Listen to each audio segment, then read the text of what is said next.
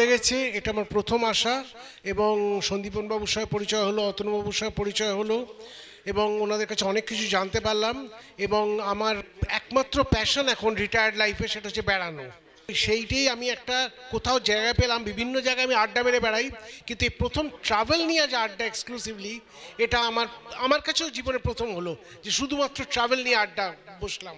আমার মনে হয় আমরা যদি একটু স্লাইড শো এর সঙ্গে যোগ করতে পারি, এটা খুব ভালো হবে।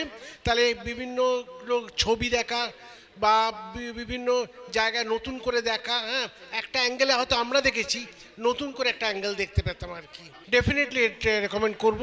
আজকে প্রথম পরিচয়, নিশ্চয়ই রেকমেন্ড করব আমি। ধন্যবাদ।